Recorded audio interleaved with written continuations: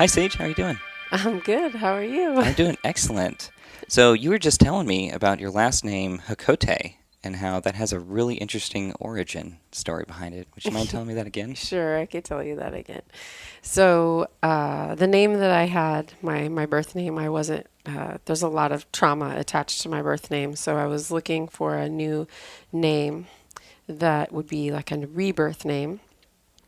And I got invited to Guatemala with a band and to do fire dancing in the ruins of Tikal, at the base of the ruins of Tikal. And it was for the Mayan New Year, and I got to hang out with this lovely lady.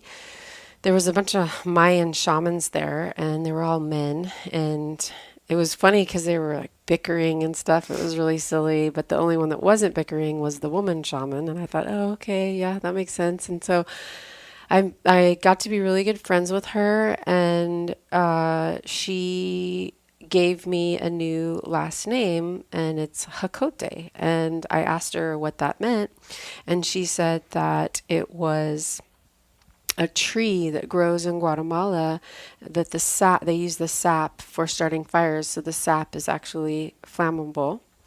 And she actually gave me that name after she had explained that the fire dancing and the light dancing that we do actually changes people's brain waves, and that we were doing really special work because whenever they see all the geometrical shapes that are lit up with light, it actually goes in and changes people's brain waves and like affects them neurologically, and that in a good way. And so that was the same day I got that new name, and it was a super beautiful experience. Wow, Yeah, that's amazing. yeah. And after you got that name, did was there a change in your performance and how you carried yourself with your firework? Uh, wow, that's a great question. I've never had anybody ask me that. Yeah, actually, because I had changed my first name too, and when I changed my names, they weren't for performing. When I got my name Sage, I wasn't a performer back then. It was just I needed a change, a shift, and so definitely I noticed when I got the name Sage, my life definitely changed. One, I didn't feel trauma every time I heard my birth name, and two, I just felt like a new person. Felt like maybe I had gained some of my power back. When you're Hmm. younger and you've been abused or traumatized, your some of your power slips away from you. And just being a woman, in this day and age, even in this day and age, sometimes you get your power taken away from you. But when I got those new names, I definitely felt like some of fragments of my power came back to me, and I definitely felt like a rebirth happened where I just felt like a new person. I felt like I didn't have to be stuck in old ways and was able to release things that weren't serving me anymore. So, yes, it definitely affected me in a very good way. It still does. Wow, Yeah. that's incredible.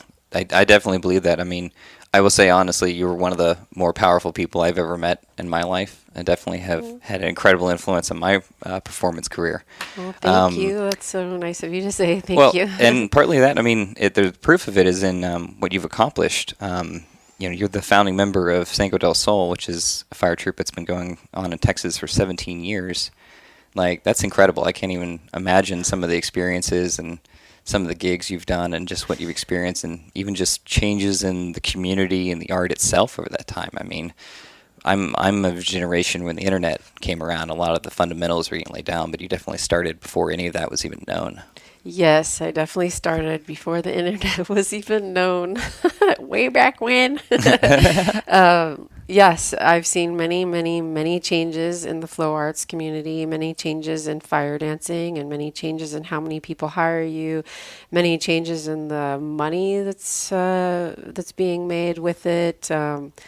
It's just many changes in how quickly you can learn new moves, because back then when we were doing it, we were just learning on our own, just going out practicing. I mean, we did have one girl come through where we saw it for the first time, where I saw it for the first time, and I said, "Oh my gosh, that's amazing! I would love to learn that." And she came over to my house and hung for a little bit, and she taught me a few moves, but she was a gypsy and she was traveling, traveling gypsy lady. And so she just was off. And then I was left to just myself to learn how to do it. And so, What was she teaching you? poi, Poi. poi, Okay. yeah, which is the chains with the fireballs at the end of them, right? And granted, she did not teach me very much safety too, so I had to learn a lot of the safety on my own, which was very interesting. Trial by fire, kind of literally. Trial by fire. I think the first time I ever lit up, my poi fell off of my chain and flew up into a tree, and then I was like, okay, holy cow. I definitely needed to learn more about safety. And so there weren't any videos or internet or anything. So again, I had to just learn most of it on my own. And then a few of my girlfriends started doing it, and we would just get together and like play, and we would make up all of our own moves. We even named a lot of the moves back then. And then whenever the internet came out, they started giving them new names. So we had to kind of be like, oh, we can't call that the spider anymore. We have to call it the weave. But I was amazed at how a lot of the names that people started giving it, on the internet were so close to the names that we were giving it to. So I thought that was interesting. So I've seen a lot of changes, even at Burning Man too. Like when I used to go to Burning Man way back when there were only about, maybe 7, 8 fire dancers around the man. And now there's just like, thousands? I don't even know now. How many dancers are there around the man now? Hundreds and thousands. It's about 1,000. I know there's yeah. 26 conclaves that they had Wow. last year when I went. Yeah. And we got in this year, and I know they just posted it, but I didn't count how many positions there were. Yeah, I've seen a lot of changes at Burning Man too. It's very interesting to watch. Yeah. Nice. And for people who don't know, Burning Man's kind of a little special for fire performers. Yeah. Why is that, it Sage? is.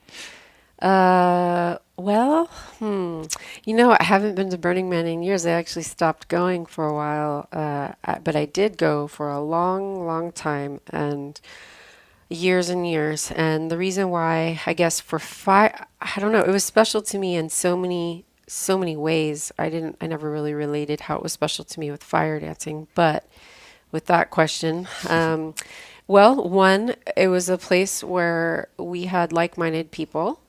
It was a place where, for me, I could just get super wild. I'd just be wild. I mean, I definitely feel so drawn to fire, and I'm definitely would probably be considered a pyromaniac a little bit, but I'm very safe. As safe as you can be, right, with the fire. And so it was nice to just go out there and just get a little crazy with it, because there's such wide open space with nothing that can really catch on fire. It's a little less dangerous when you go out there. So it was nice to just feel super free and unconfined and creative when I went out there, and there were other fire dancers. I got to learn all kinds of new moves and got to see different costumes they were wearing and see different ways they were expressing themselves with the fire. And that inspired me. And also, one of my favorite things, and I know this has nothing to do with the fire dancing, but one of my favorite things about Burning Man is the fire sculptures, is the blacksmiths that go out there and spend weeks and weeks, some of them even months, building these structures, these beautiful, beautiful sculptural structures that fire comes shooting out of them at night, or they move around, or they're either mobile or they move around, or you need all of the elements to work one.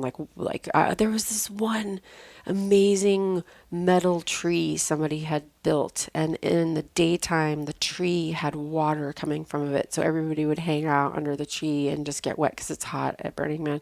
And then at night it had fire shooting out of it, and I liked that even better than the fire dancing, because there's beautiful artwork. So yeah, those are some of the reasons why I like Burning Man.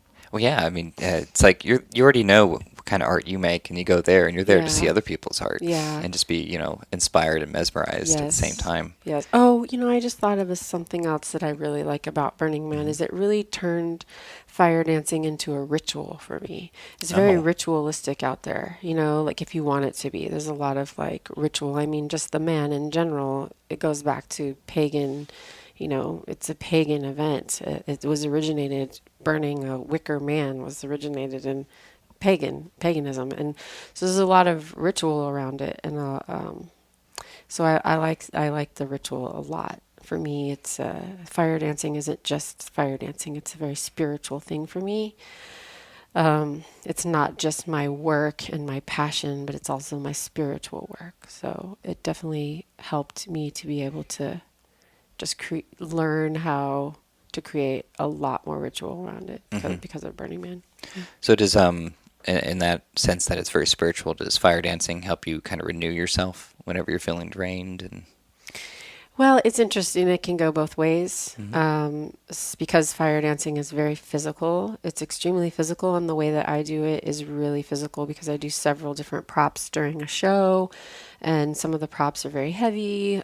So, if the energy's all right and everybody in the audience is there right with you and participating with you and giving you love and you're giving them love, then yes, absolutely, it definitely gives me a lot of energy. But then there's sometimes when, the energy's different and I can feel super drained after fire dancing, even have I call them fire hangovers because of the fuel that we use.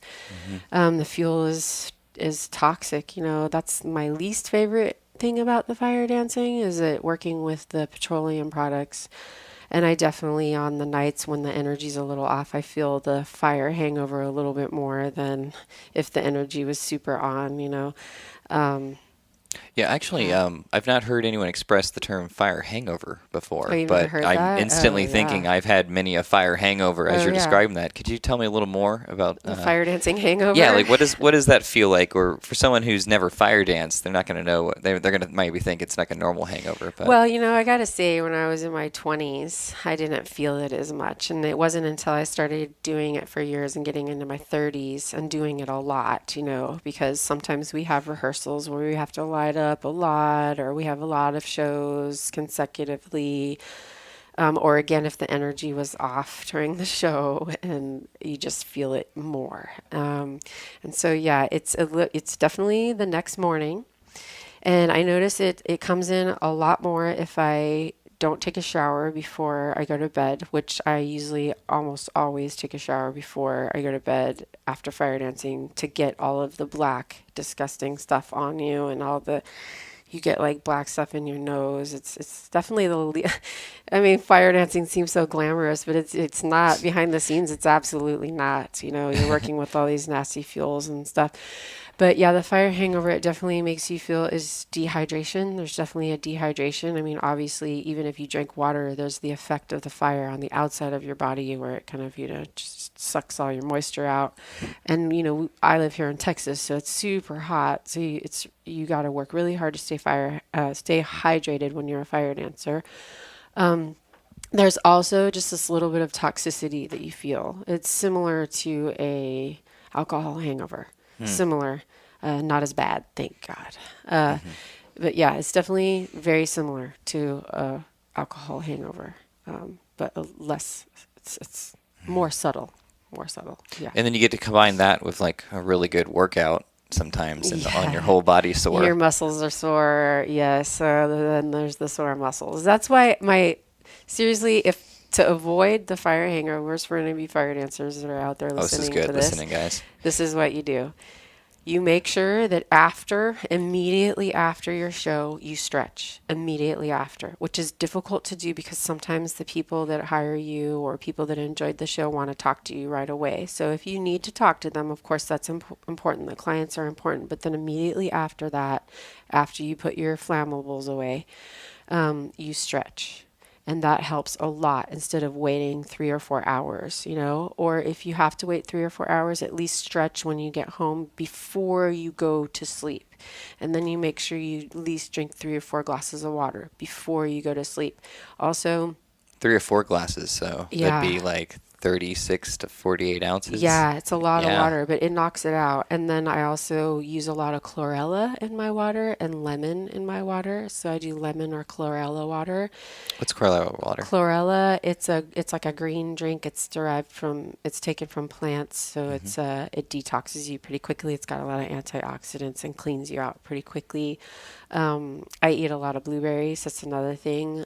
Sometimes I'll even have like a glass of red wine after a show because obviously red wine will relax me, but it also has a lot of antioxidants. And I know people think, well, that doesn't make any sense, but just make sure to follow it up with some water and the stretching and then the shower. Very important, and clean yourself off. And if you can do all that stuff before you go to bed, the impact is much less. And then also just avoiding any type of foods that create heat in your system. You know, red meats. I mean, red wine does create heat, but if you just drink a little, it's fine. So yeah, anything that creates heat. So yeah, I'm trying to think right now what that would be. Probably peppers and red meat and anything that's too heavy. You know, so stick to salads and fruit and stuff like that. Oh, that's fantastic. Yeah. Like that's some of the best advice I think I've ever heard for fire dancers. Yeah. Well, you know, I've been doing it a long time, and I want my body to last, and I don't really want to give up fire dancing quite yet. So I've studied it, I've researched it, I've lived it. Yeah. Nice. So earlier you were talking about how you were taught, your very first moves with fire spinning with poi, and then I know that you've taught me many moves and a couple different tricks, as well as you were my first exposure to doing choreography professionally. I know you've really emphasized the importance of teaching and giving back in the community. I don't know if you do. could share some of your thoughts on that. Yeah, sure. Well, one, I just have to say I very much enjoy teaching. I know that there are fire dancers that don't want to teach out there, and that's fine. But for myself, I really enjoy the teaching a lot because whenever I teach, I feel like the universe and my students give so much back to me. So it's kind of like the cyclical thing. When I teach, it makes me feel good inside that I'm sharing what I know, sharing my knowledge, and then I can see that it makes the student really happy and I mean so overjoyed, and that makes me happy. And then eventually, if I teach them well, then the student will surpass me in my skills, and then they end up teaching me stuff, or they end up doing something that I never thought of. So I get a lot back from teaching. It's not just a one-way thing. And I also feel like it's important because the flow arts in general is a very communal thing. I've noticed it's created a lot of communities and people like to hang out and do it together. Sure, you can do it alone. It's very good to do it alone and have that as something just for yourself too. But it's also good to get out there and be social and to be a part of these communities because we help support each other, we help inspire each other. I've noticed a lot of people that get into fire spinning, especially flow arts too, come from a background of trauma. They've had some sort of trauma in their life and they're looking for something to help them. And the fire is so wonderful for transmutation and transmuting anger and burning off all kinds of stuff that doesn't serve you anymore.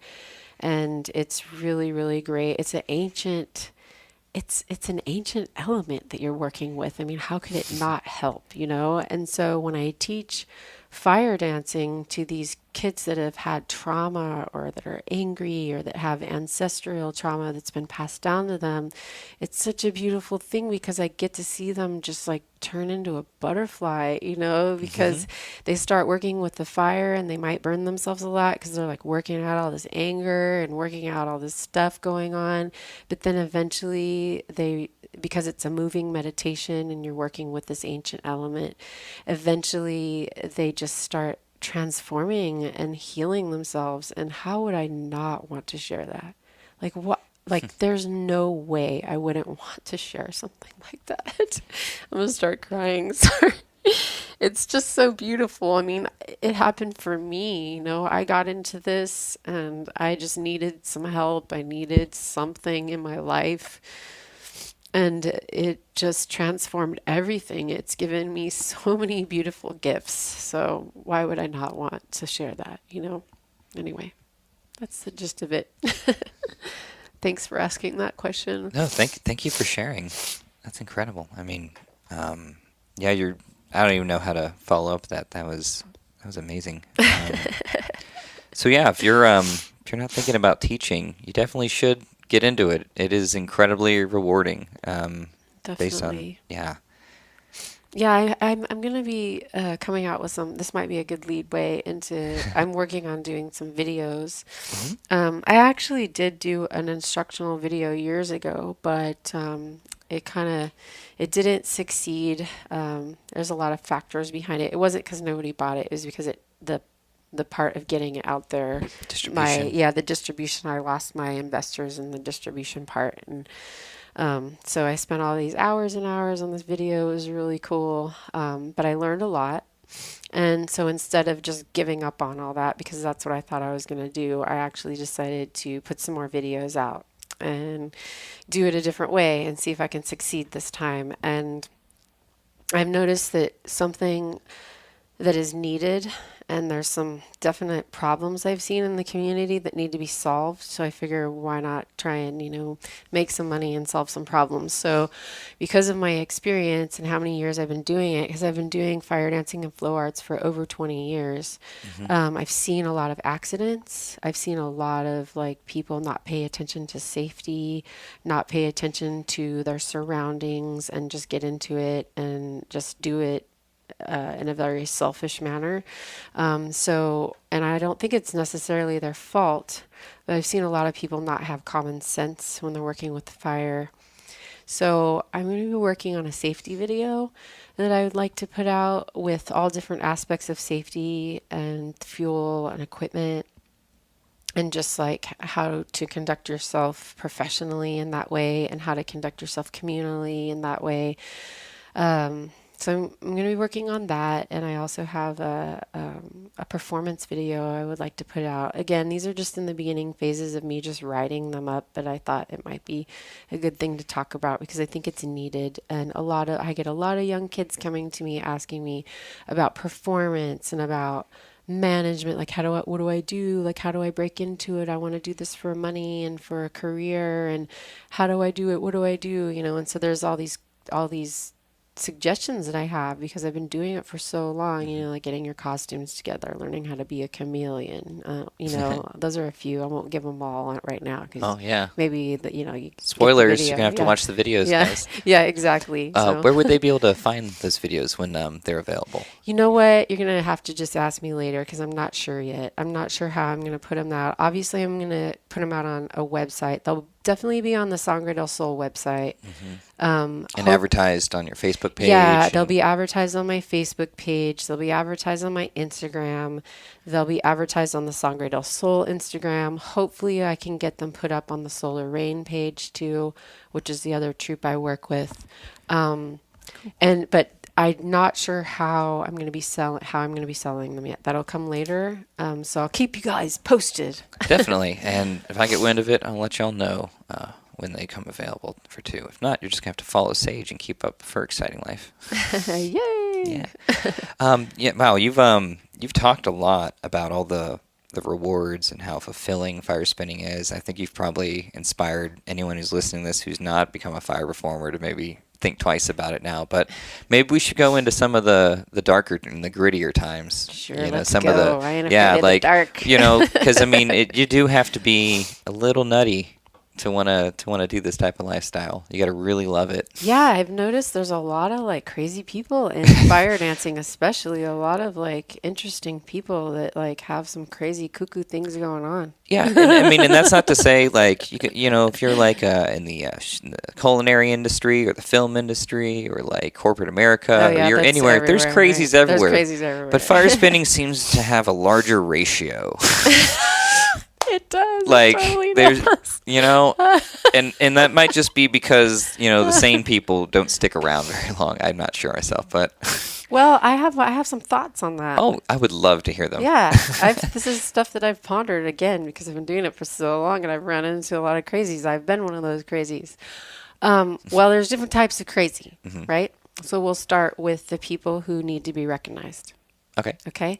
So there's a lot of people in our world that need to be recognized. They didn't have enough love when they grew up. They didn't have enough attention. They were not recognized as a child. They were invisible, right? Mhm. So you have those people who go into performance art. And then especially a lot of them who go into fire dancing, because fire dancing, when you're wielding fire, there's no way somebody's not going to recognize you, right? Mm. You have the power of fire in your hands, And so a lot of people who need to be recognized get into fire dancing. And some of the people who need to be recognized, they're still struggling with a lot of ego stuff. They're still struggling with need to be loved, struggling with the need for intimacy, struggling with inside of themselves because they just don't have that self-love yet, and they want to get it externally. So you have those crazies, right? And then you have the people who are very, what's the word? Not extravagant. There's another word for it. Eccentric. You have your eccentrics, right? You have your eccentrics that are like super into all of the alchemy of the fire. Like, ooh, what could I use? What new thing can I? Like Christopher Bailey. I'm just gonna mention Yeah. his name in this. Like, I work with Christopher Bailey a lot. It goes by Rovo. AKA Rovo. Yeah. And he's just like this mad genius. I mean, he's really a genius and he's quite mad. And he's definitely like one of the biggest pyromaniacs I've ever met. But he has this connection to the fire that is just amazing to watch. He's super connected to that fire and he's not afraid of it. And then he'll start thinking about all these like chemical mixtures he can mix and new things he can invent to do with it. And there's a little bit of crazy. That's a different type of crazy, and it's definitely a crazy that I like to be around sometimes because it's kind of like the fire itself. It's like it has to be fed, and it's like sometimes it's super fierce and like burns everything in its way, and then sometimes it's like super chill and just keeps you warm and makes you feel comfortable and safe. And that's kind of like some of the people working with the fire is they kind of teeter back and forth between like just burning everything down and then like, hey, I'm like your best friend that's going to help you keep you safe and help you to feel warm and like cozy and comfortable. And so it just attracts like a lot of interesting people that are like super far out there. And then I think there's just the people in general that like are attracted to the fire because they see that it's powerful and they want to feel the power of that fire. They want to feel that power. It does help you feel powerful. And people can say that it's a temporary powerful, but if you work with it long enough, it kind of seeps in you and it doesn't become temporary anymore. It becomes a part of you. Do you think some people might power trip a little on it? Oh, for sure. For sure. Oh my gosh. Yes. Yes. I think, and I've been guilty. I don't know if I've like I've been power guilty. tripped. I don't know if I've power tripped on it, but I've been guilty of over identifying with being a fire dancer. And it's taken me a few years to just like kind of release that identity. When I was younger, I won this like worldwide fire spinning contest. And I had people from all over the world writing me. People from Turkey and Japan and I mean all over writing me, and I started really just identifying with being this fire dancer because people were putting me on this weird pedestal. It was very trippy, and I stayed pretty humble. I feel like I stayed pretty humble the whole time because I do a lot of spiritual work and I'm always trying to keep myself in check. But I definitely have felt like I've over identified with it. Like it's became too much of my identity. And I'm still working on just letting that go, because I'm more than just a fire dancer, That is not my identity. My work is not my identity, and honestly, I don't ever want to have my identity related to some sort of work that I do, It's too limiting. I want to be a limitless person.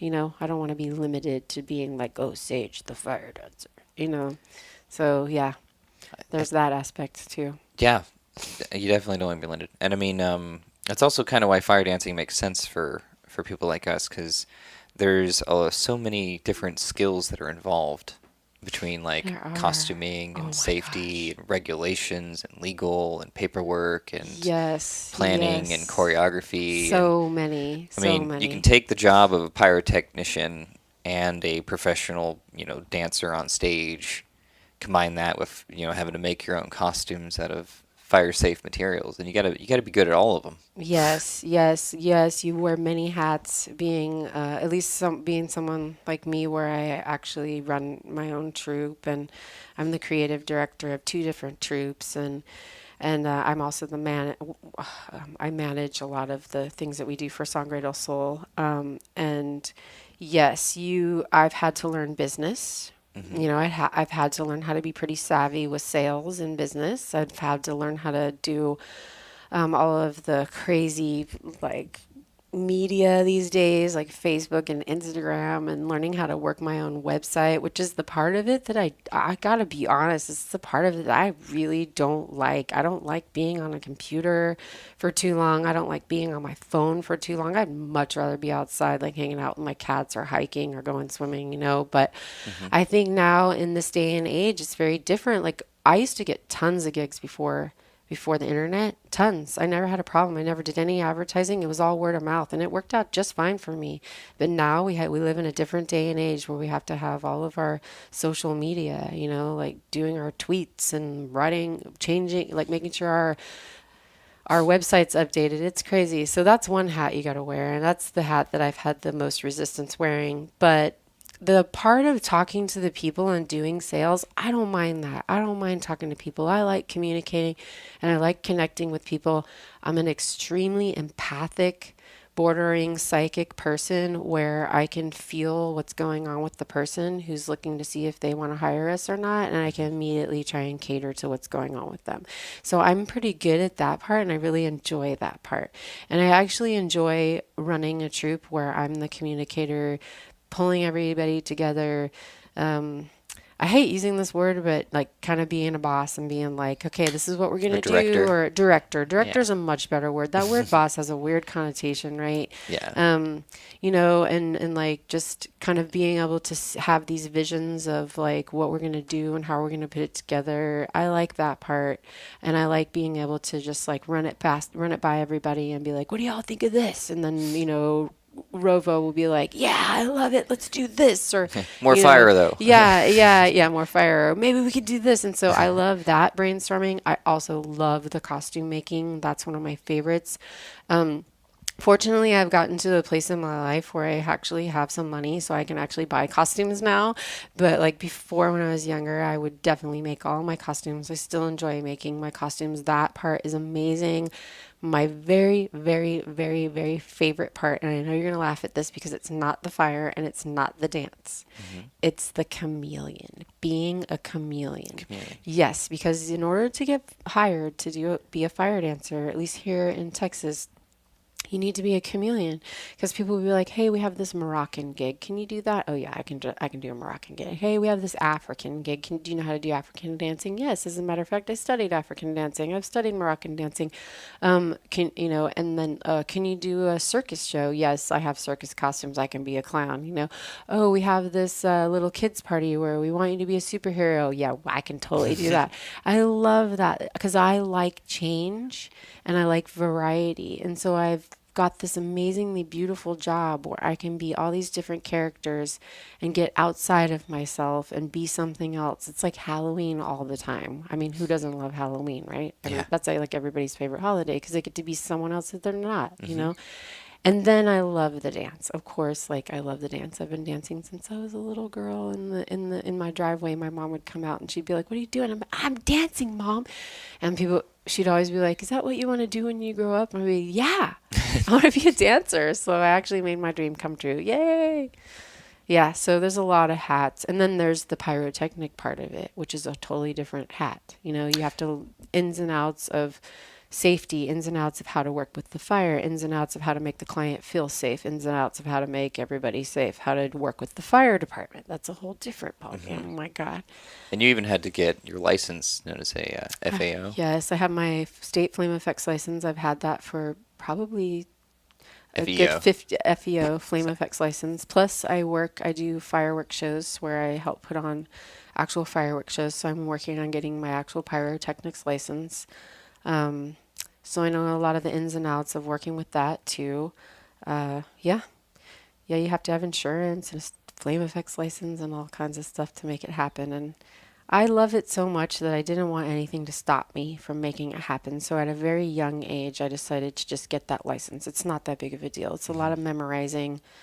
One of the things that I would like to do, and I know this is kind of going off on a little tangent, and I've actually been invited a couple of times to help with this, which I'm really excited about, is meeting with fire marshals in Travis County area and other counties and trying to get some of the laws changed about fire dancing, because the fire marshals, they didn't know what the heck fire dancing was. They still are not quite sure. They're a little bit more familiar with it now, and so they didn't have any laws placed about fire dancing.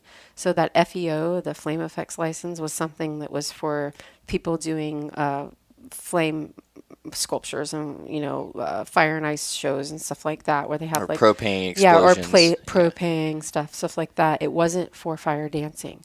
So there's a lot of weird laws that apply to fire dancers here in Texas and in other states, because people don't know what's going on with fire dancing, that just really shouldn't be in place, you know. And so I would like to help with that. I don't know if it's going to happen, but I have been offered a few times to meet with the fire marshal.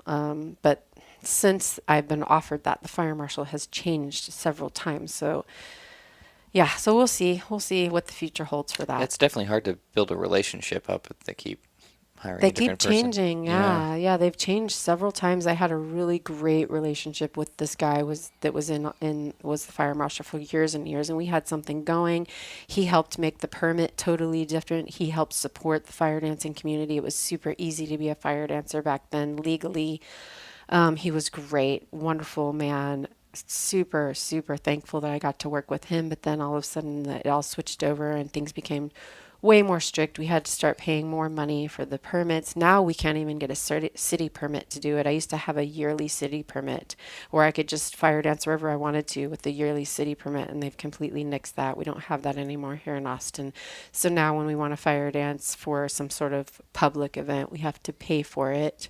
It's like $88 for a permit. So it's getting very expensive. So I've been talking to the fire marshal that we have now, trying to tell him, well, if you make it this way, it's going to push fire dancers to do more and more illegal stuff.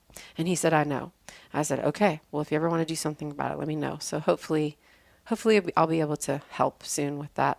I mean, that's a very good point there. It's very similar almost to like spray paint artists, where we have a graffiti wall here that's at Park in Austin, where we allow people to go there and do the art, and it helps embrace and train people in the community. And then there's much less tagging that just happens around the city, because here's a place where people can do their art, work together, and share.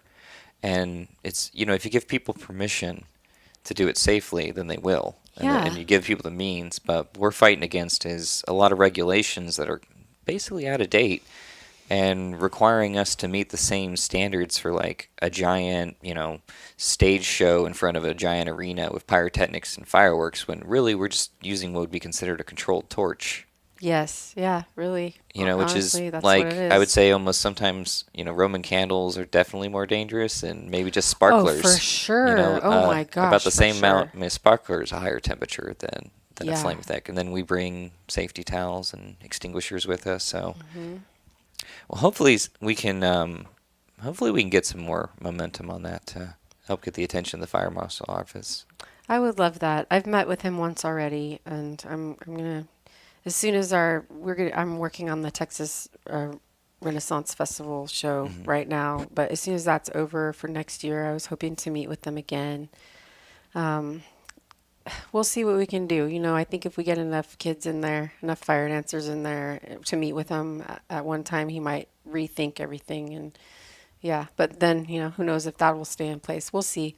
Are you thinking about having like a town hall meeting or? Yeah. There's actually a fire marshal. There's two sectors of the fire marshals here in Austin, and one sector is this guy named Tony Calloway, who's been in his position for a very long time. Is a very knowledgeable person, and he's actually one of the guys that would like to hear what we have to say. So I'm thinking meeting with him instead of the other new guy, or maybe both of them. We could see how it works, and just talking to Tony Calloway and seeing what we could do, because he sounds like a very reasonable person, and he's worked with me so many times at some of the bigger festivals here in town, and he sees that the laws aren't they're not right for it. They're just not right. He sees it, and it's like, thank you for seeing that. So I think something can be done. It's just going to take some work, and I honestly don't want to do it alone. So I'm hoping to reel some people in to help me. Definitely. And I mean, it sounds like you just need help with,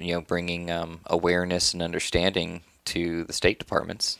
Yeah, and I And know there's going to be a lot of paperwork, and that's the part I really don't want to do. I don't mhm. mind doing the talking, but if we could like get something written out, I think that would be great. Yeah. Well, I mean, if you're needing to have a meeting and you need a bunch of fire dancers that are local or even not local to show up and help support or even just get things going, like we can definitely like, get the word out for that. Or I'd Yeah, love to have you come back as a guest again and like check on the status of getting that done. that Because sounds good. I Yeah. mean, that's exactly what we want to do. We want to make fire arts easier and more accessible for both people to be entertained by them and for people like us to make a living at it. Which you talked earlier about the cost. I wouldn't mind going even deeper in that because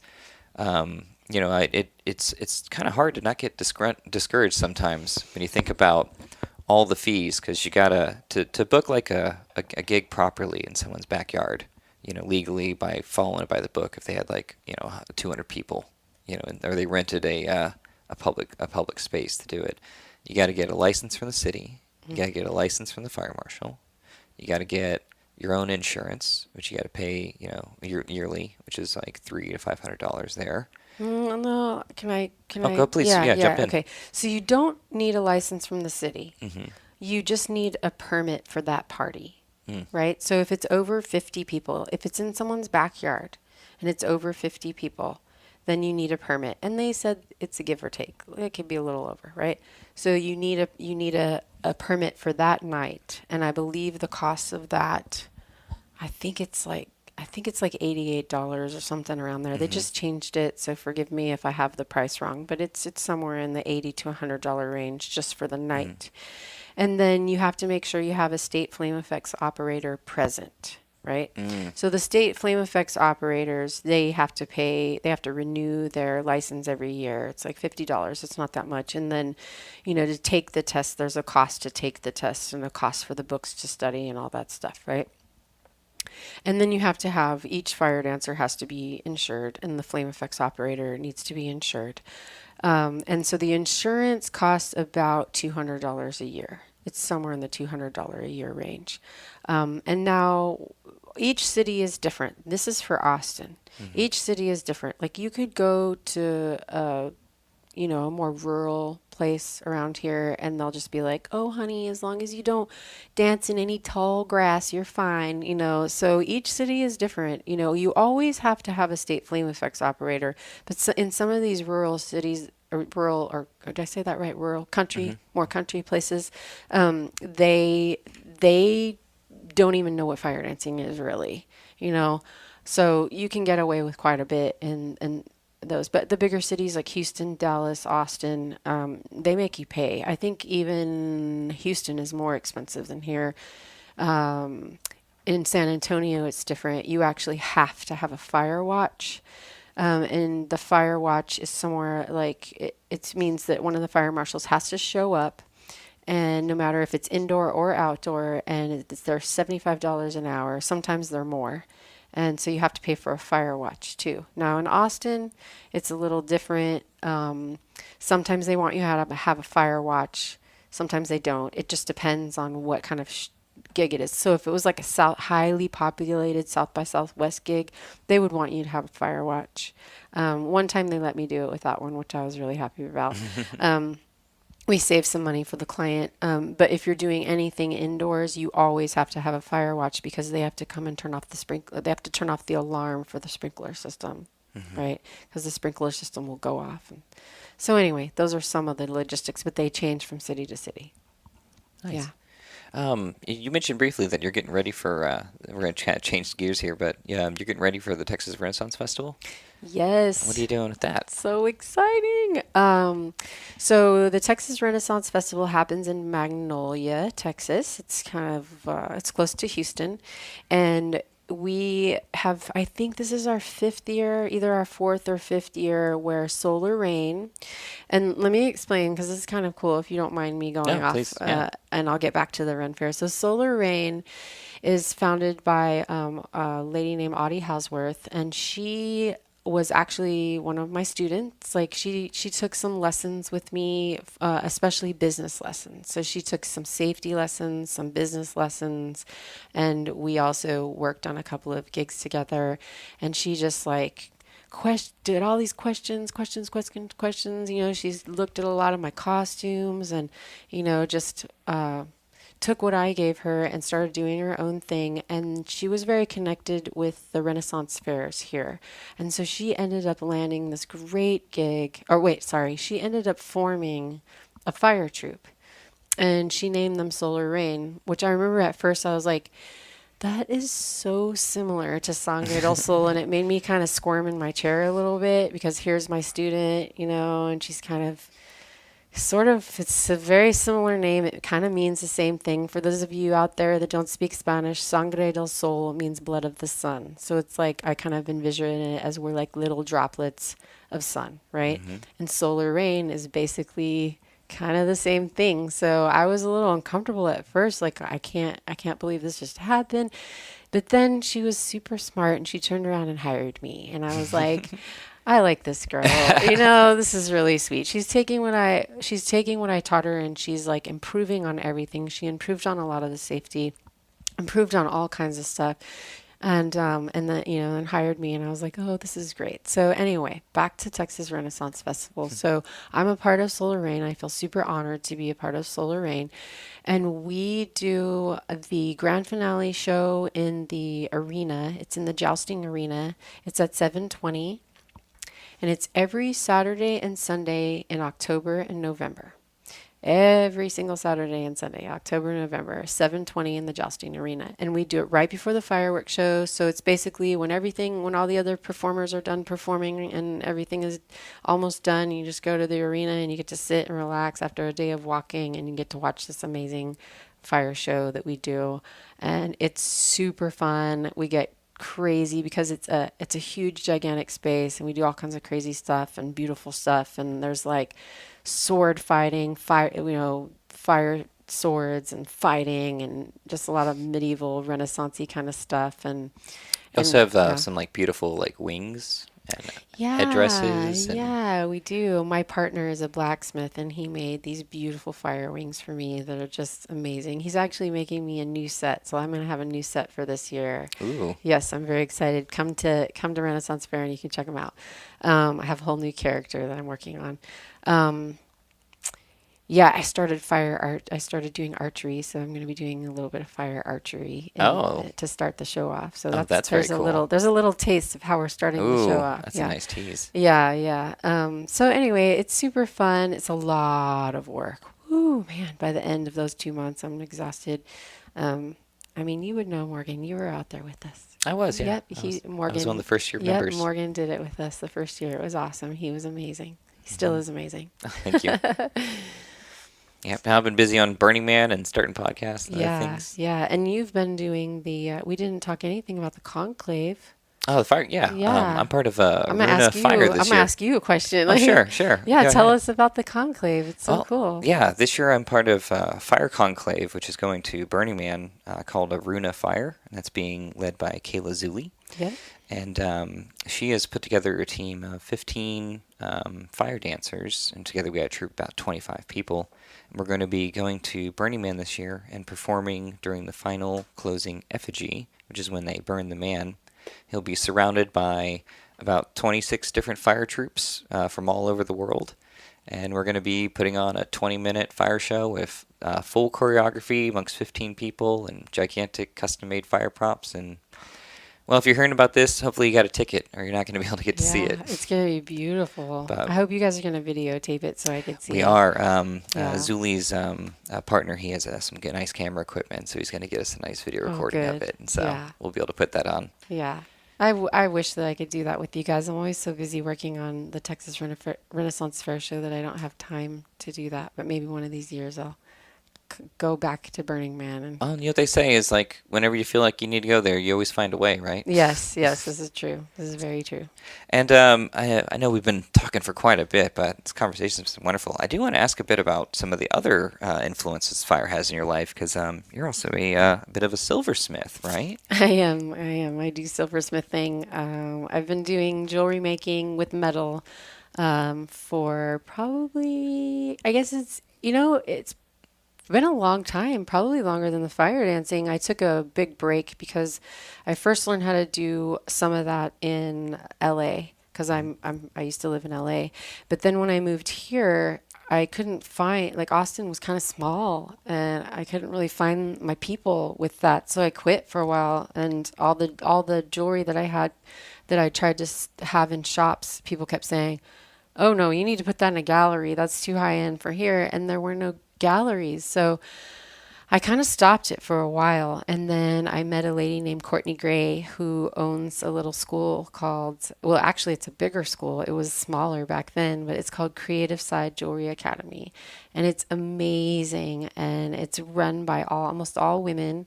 And it's all these women that know how to, like, I hope I could say this, but they're badasses. I hope it's okay to say that. You could bleep me out. So they all know how to do casting and soldering and all kinds of stuff with fire and metal and setting stones, and it's amazing. So yes, I make jewelry. I make a lot of my jewelry that I wear for my shows, and I was selling jewelry there for a while. I've kind of gotten away from that because I've been super busy teaching. So I teach over there.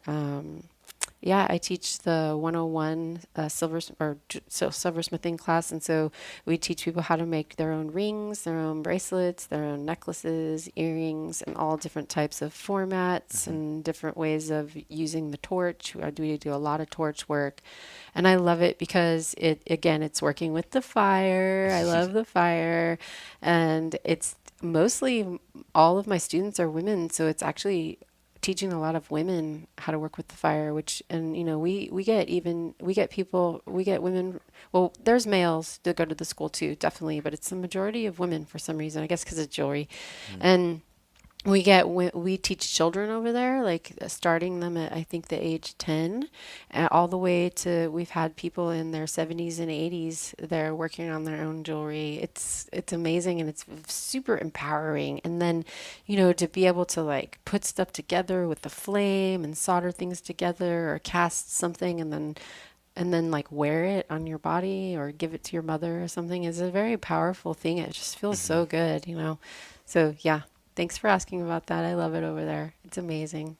Oh, that's a shame that you're not selling any more pieces anymore. I'm sure people are going to hear this and they're going to be looking for them. I will.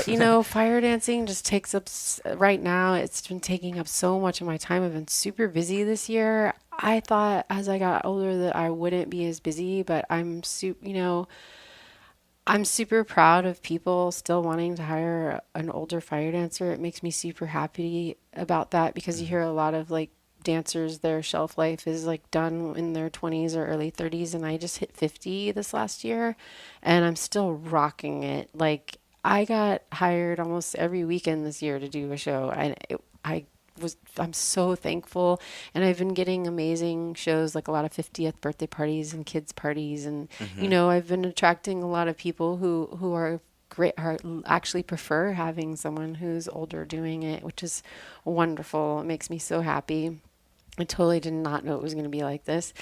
But yeah, so I've just been super busy. So I know that, there's going to come a time where I'm not going to be fire dancing as much. It's probably around the corner pretty soon. And then I'll work on my jewelry, definitely. Like I'll be working on my jewelry more because I have a whole jewelry studio in the back of my house and everything. So I love it, but I'll get back to it. Right now, it's just got to take the back burner. Yeah. Burner.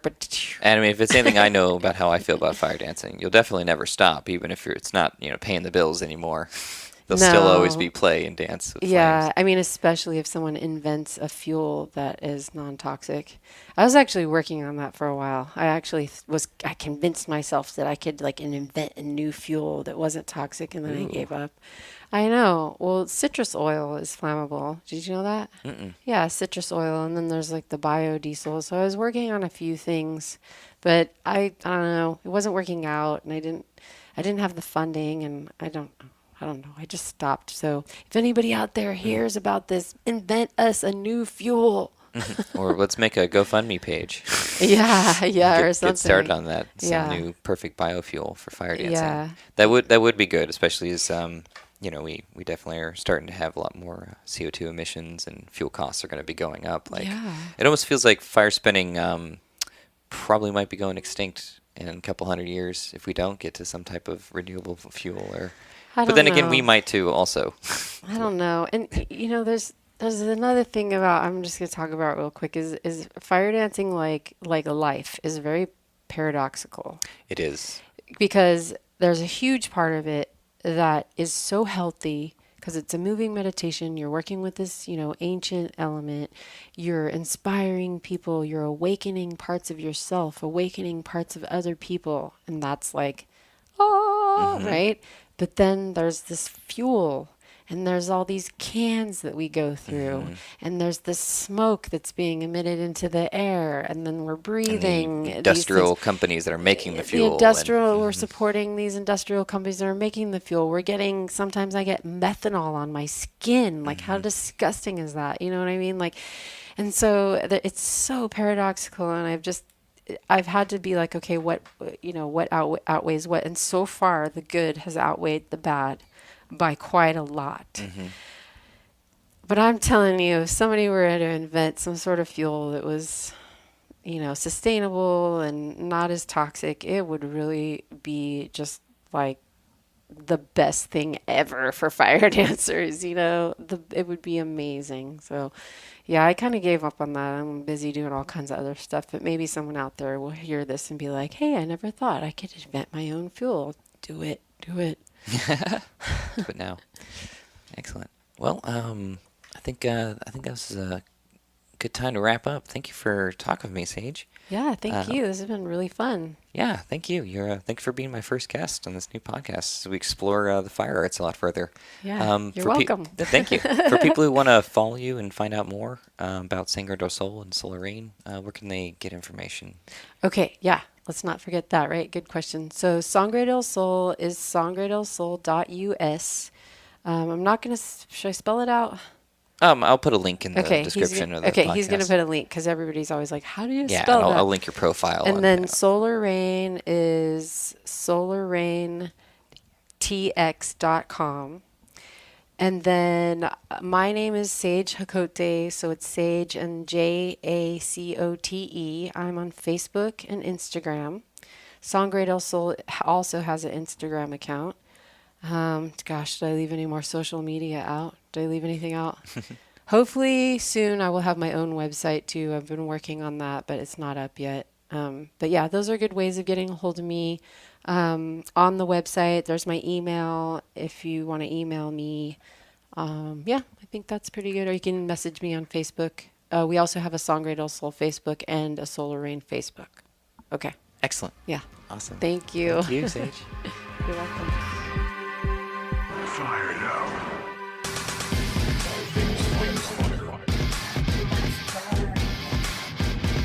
You got my attention.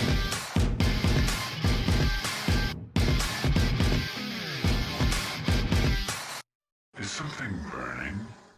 If you want to support the All Things Fire podcast, head on over to patreon.com and search for Morgan Floki. Thank you for all your support, travelers. Have a great day.